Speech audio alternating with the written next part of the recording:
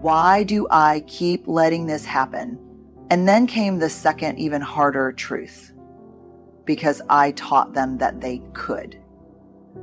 See, here's what we don't always realize. People don't just decide how to treat us, we teach them. Every time we stay silent when we should speak up, every time we minimize our own needs, every time we tolerate disrespect in the name of being easygoing or nice, we're setting the standard. And what I've learned, sometimes the hard way, is that if you don't set the standard for how you want to be treated, the world will do it for you. So let's talk about that today. Let's talk about the quiet, powerful work of teaching people how to treat us.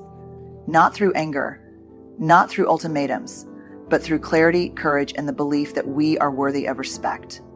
Because we are. First, get clear on what you're available for. People can't respect your boundaries if you don't even know them. Are you available for last-minute requests at work? Constant venting from friends without reciprocity? Sarcasm disguised as just joking? Clarity is kindness to yourself and to others. And here's where it gets tricky. Most of us assume we have clear boundaries. But the real test, when someone crosses the line, do you address it or do you let it slide? Because if we let it slide, it wasn't really a boundary. It was just a preference we weren't willing to protect. I used to think I was great at boundaries. I could give a whole TED talk on the importance of self-respect. And then one day, a friend called me late at night, again with the same crisis we'd talked about a dozen times before. And I answered, again. I listened, reassured, gave advice, knowing full well that none of it would be taken. When we hung up, I sat there, exhausted, resentful, frustrated. And I had to ask myself, why am I upset with them for crossing a boundary I never actually set? That was an uncomfortable realization. But here's what I learned. Boundaries are not about controlling other people's behavior. They're about controlling our own availability. If I keep answering that late night call, I'm not holding a boundary. I'm just wishing for one. So what are you available for? And just as important, what are you not available for? One of the most life-changing shifts I made was getting really specific. I'm available for meaningful, reciprocal friendships where we both show up for each other.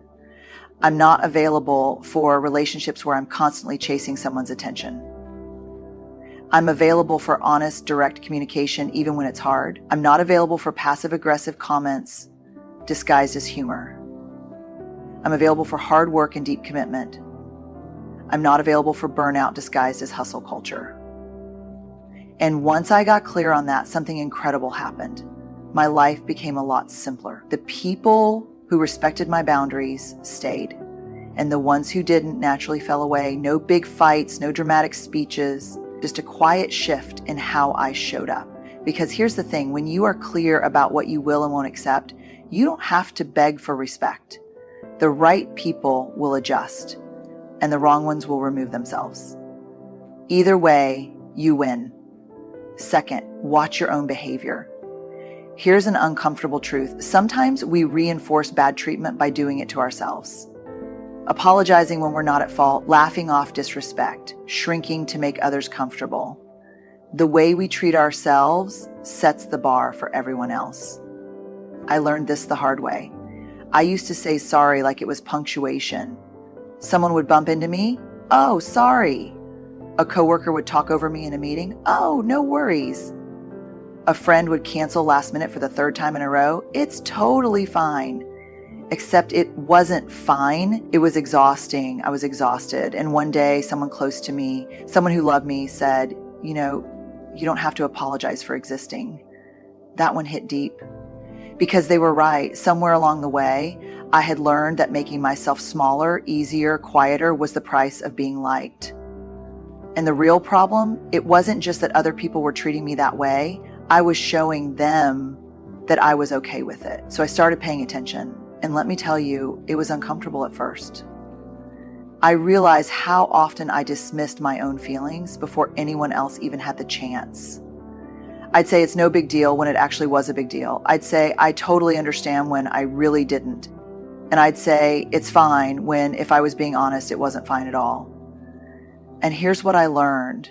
You cannot expect other people to respect you more then you respect yourself. That's not how this works. If I don't take my own needs seriously, why would anyone else?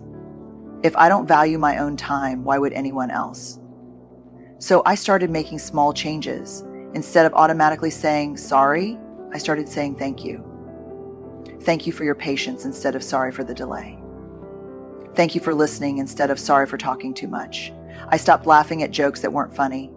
Stopped downplaying my own accomplishments. Stopped saying it's fine when it wasn't. And do you know what happened? The people in my life started treating me differently. Not because I demanded it, not because I lectured them, but because I stopped showing them that I was okay with less. And the people who really cared, they noticed. They adjusted, they respected the new standard. Not because I forced them to, but because I finally respected it myself. Because at the end of the day, people will take their cues from you. If you treat yourself like you matter, they'll follow your lead. Third, communicate with courage. Boundary setting isn't about pushing people away. It's about teaching them how to be in relationship with you. That means saying, I don't accept being spoken to that way, or I value our friendship, but I need more balance. You don't have to explain or over-justify, just say it and let it stand. I used to think that if people really cared about me, they would just know what I needed, that if they truly respected me, they wouldn't cross certain lines. But the truth, most people aren't mind readers. And if I wasn't willing to speak up, I had no right to be surprised when people continued to treat me the way I had allowed. But let's be real. Saying what you need out loud is hard. It feels risky. What if they get defensive? What if they think I'm overreacting? What if they leave? Those are the fears that keep us quiet, that make us swallow our frustration, smile when we don't mean it, and stay in dynamics that chip away at our peace. I remember the first time I set a real boundary in a relationship. I had a friend who only reached out when she needed something. Advice, support, validation, and for years I gave it freely until one day I realized our entire friendship was built on her needs, not mine. So I decided to do something different. The next time she called mid-crisis, I listened. But instead of jumping into fixer mode, I simply said, I care about you and I want to support you, but I also need our friendship to feel mutual. Lately, it hasn't. Silence, a long, heavy pause. My heart was pounding. And then she said, wow, I didn't even realize. I'm sorry. That was it. No fight, no drama, just clarity. And that's the thing about boundaries. They don't have to come with an explosion. They just need to be clear, consistent, and said out loud. A lot of us struggle with this because we think boundary setting means we have to be harsh or unkind. But boundaries are actually the opposite. They allow relationships to be healthier, not resentful. Because let's be honest, unspoken resentment poisons relationships faster than any difficult conversation ever could. And yes, some people will push back. Not because they're terrible, but because they've benefited from the version of you that never said no. And that's okay. Your job isn't to control how people respond. It's to be honest about what you need. So say it clearly, kindly, without apology, and then let it stand. Because the people who are meant to be in your life, they'll listen, they'll adjust. And the ones who can't, well, that's good information to have. Fourth, watch how people respond. Some will respect your boundaries immediately. Those are your people. Others will test them. And a few, they'll walk away. That's not a loss. That's clarity. The right relationships will rise to meet the standard you set. The first time I really started setting boundaries, I was terrified. I had spent years over-explaining, over-giving, and overextending myself in relationships. And when I finally stopped, when I started saying no, when I stopped bending over backward to make other people comfortable at my own expense, something interesting happened. Some people immediately adjusted. They respected the boundary without question. They didn't make me feel guilty. They didn't push back. And do you know what I realized? Those were the people who truly valued me, not just what I could do for them. But then there were others, the ones who tested it, the ones who got quiet, who sent a passive-aggressive, you've changed text, who tried to make me feel guilty for having needs. And that was hard. It made me question myself. Am I being selfish? Am I overreacting? Am I too much? And then there were the ones who walked away. the ones who disappeared when I stopped overgiving, and that stung. But here's the truth. If someone only wants to be in your life when they can take advantage of your lack of boundaries, then they were never really in your life to begin with. They were just using it. This is where it gets really uncomfortable, because this part isn't about other people. It's about us. It's about what we're willing to tolerate, what we're willing to excuse. Because I can't tell you how many times I've heard someone say, but they didn't mean it that way. That's just how they are. They do so much for me in other ways. And listen, I get it. It is so much easier to explain away bad behavior than it is to face the fact that someone we love might not actually respect us. But here's what I know. When someone truly values you, when they genuinely care about who you are, not just what you offer, they will listen when you set a boundary. Not everyone will like it, but the people who belong in your life will respect it. And the ones who don't, well, that's not rejection, that's redirection. That's life-clearing space for relationships that are built on real respect, not just convenience. So pay attention, not to what people say, but to what they do when you stop making yourself small, because the right relationships won't require you to shrink to fit inside them. Fifth, remind yourself, you are worthy of respect just as you are, not when you're more successful, not if you're more accommodating, not after you've earned it, right now. In this moment. The way people treat you is a reflection of what they believe about you, but more importantly, it's a reflection of what you believe about yourself.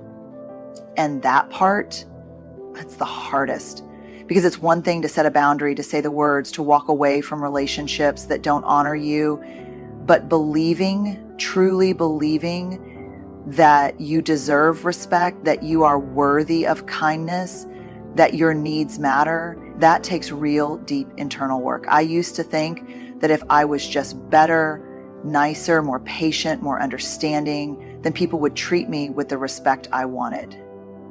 If I could just prove my worth, if I could just be enough, then surely they'd see it too. But that's not how this works. You don't become worthy by earning it. You don't get more valuable by giving more of yourself away. And the hardest lesson I ever learned was this. If you wait for other people to give you permission to believe you're enough, you'll be waiting forever. The truth is, most of us were never taught how to believe in our own worth. Maybe we grew up in environments where love felt conditional, where we had to be easy or quiet or high achieving to get approval. Maybe we had relationships where we were only valued for what we did, not for who we were. And so we internalized this idea that respect, kindness, love, those were things we had to earn, things we had to deserve. But here's what I know now. The moment you decide that you are worthy of respect, not because of what you do, but because of who you are, that's the moment your whole life starts to change. Because when you believe in your own worth, you stop chasing people who don't see it. You stop explaining yourself to people who are committed to misunderstanding you. You stop settling for relationships that require you to be less of yourself to be accepted. And listen, I'm not saying this is easy. It's uncomfortable. It takes practice. It takes daily reminders, sometimes hourly ones. It takes unlearning years of conditioning that told you that being liked was more important than being respected, but it's worth it. Because the way you allow people to treat you isn't just about them, it's about you. It's about what you're willing to accept, what you're willing to believe about yourself. And when you finally decide that you deserve respect just as you are without conditions, that's when everything shifts. Because the truth is, you don't have to prove your worth to anyone. You just have to start acting like you already know it. So here's the truth. People will treat you how you let them, not because they're cruel, not because they're out to hurt you, but because we all take cues from each other. We teach people what's okay, what's not, what we'll tolerate, and what we won't. And the good news, you get to set the standard. When you get clear on what you're available for, when you respect yourself first, when you communicate with courage, when you pay attention to how people respond, and when you finally believe deep down that you are worthy of respect, everything changes. Not just how people treat you, but how you move through the world. And I won't lie, this work isn't easy. It takes practice. It takes unlearning. It takes sitting in discomfort and resisting the urge to shrink back into old habits. But I can tell you this, it's worth it. Because you deserve relationships built on mutual respect. You deserve spaces where you don't have to prove your worth. You deserve a life where you are treated with kindness, not because you fought for it, but because you expected it. And if you take nothing else from this, take this. You don't have to demand respect. You just have to stop accepting anything less.